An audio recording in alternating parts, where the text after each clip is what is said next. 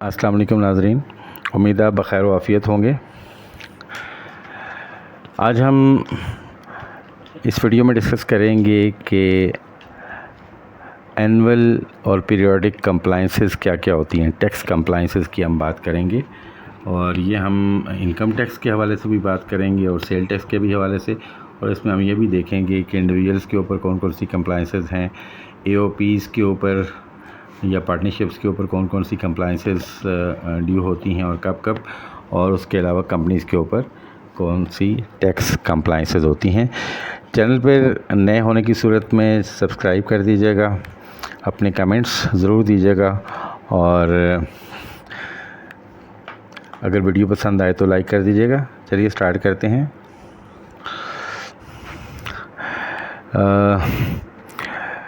सबसे पहले है जी annual income tax return.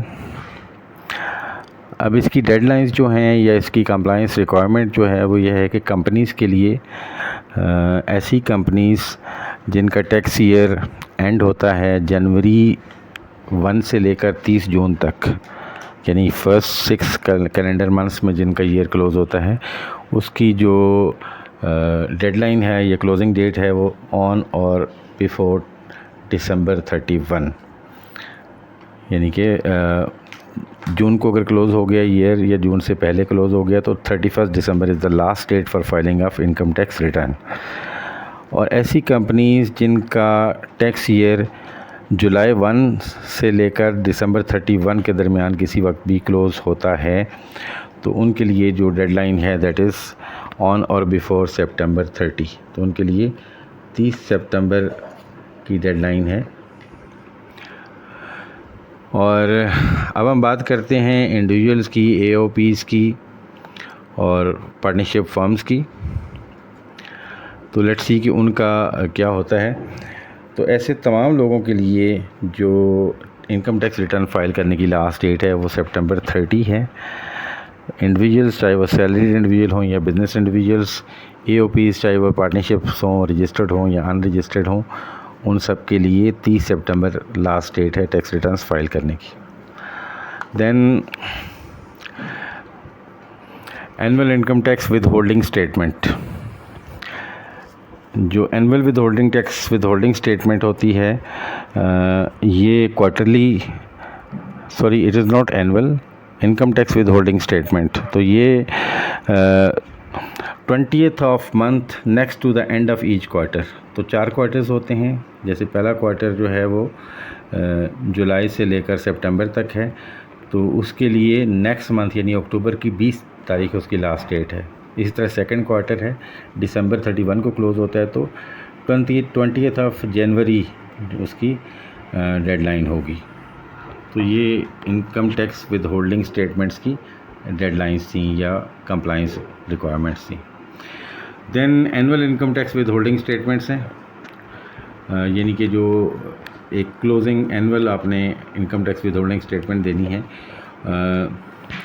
Filing of annual withholding tax statement in case of salaried only. अगर सिर्फ salary की है और इसके अलावा कोई विद होल्डिंग टैक्स स्टेटमेंट नहीं है तो 31 ऑफ जुलाई ईच ईयर, तो 31 जुलाई को, 30 जून को अगर ईयर क्लोज हुआ तो 31 जुलाई, या in any case it is 31 of July each year, ये एक स्टेटमेंट फाइल करनी होती है। और इन अदर केसेस यानी अदर सैलरी केसेस अगर हैं तो उनके लिए 30th of July each year, 30th of July each year ये आपकी लास्ट डेट होगी।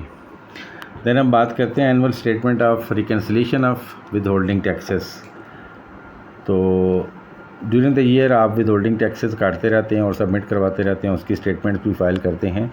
तो ईयर एंड के ऊपर उसकी एक रिकन्सिलेशन आपने फ़ाइल करनी है कि जी आपकी 4 स्टेटमेंट्स की ये विद होल्डिंग टैक्सेस हैं और आपके एनुअली उसको रिकन्साइल करते हैं।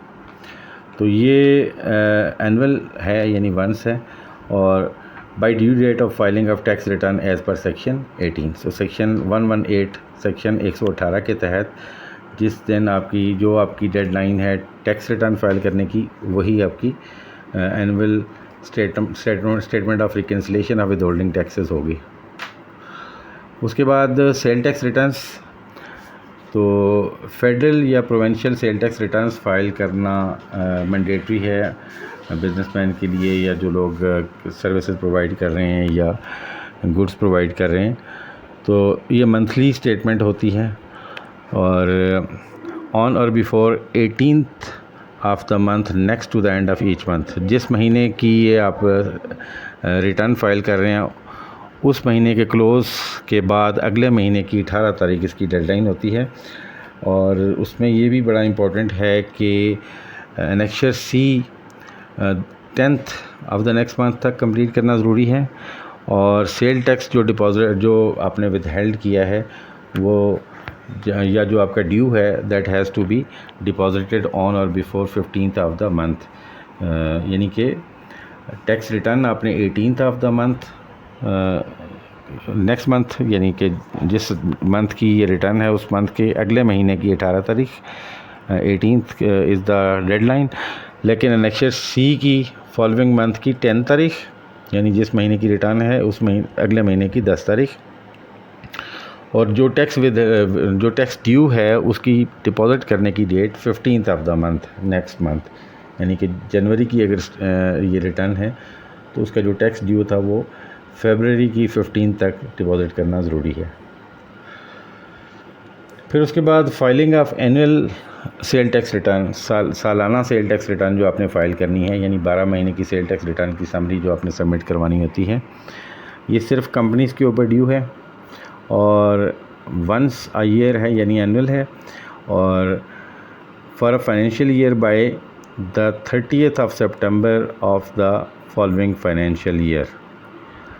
तो एक फाइनेंशियल ईयर है, जैसे इस वक्त जो है वो 2021-22 फाइनेंशियल ईयर क्लोज़ हुआ है, तो उस यानी ये जून में क्लोज़ हो गया, तो 30th ऑफ सितंबर 2022 इसकी डेडलाइन होगी, यानी कि 30th of September following year का।